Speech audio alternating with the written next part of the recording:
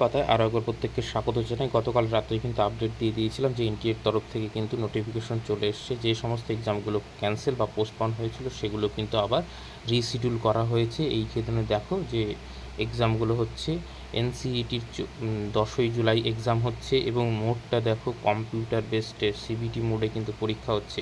CISR net কিন্তু 25 থেকে 27শে জুলাইয়ের মধ্যে কন্ডাক্ট হবে এবং এটাও কিন্তু সিবিটি মানে কম্পিউটার বেসড টেস্ট, আর কিন্তু পেন পেপার মোডে কিন্তু হবে না। এবং ইউজিসি নেট যেটা জুন সাইকেল, সেটা কিন্তু 21শে আগস্ট থেকে 4ই সেপ্টেম্বরের মধ্যে হবে। এবং দেখো পেন পেপার মোডে কিন্তু এনটিএ এক্সাম কন্ডাক্ট করাচ্ছিল বলেই কিন্তু পেপারগুলো লিক হচ্ছিল। এইখানে দেখো কম্পিউটার বেসড টেস্ট অর্থাৎ আগের মতন সেই সিবিটি মোডেই কিন্তু হবে, আর কিন্তু পেন পেপার মোডে হওয়ার সম্ভাবনা নেই, কারণ পেন পেপার মোডে হলেই প্রত্যেকটা কোশ্চেন লিক হয়ে যাচ্ছে।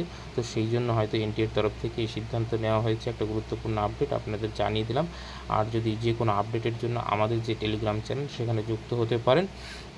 তো যারা পেন পেপার মোডের সঙ্গে সামঞ্জস্য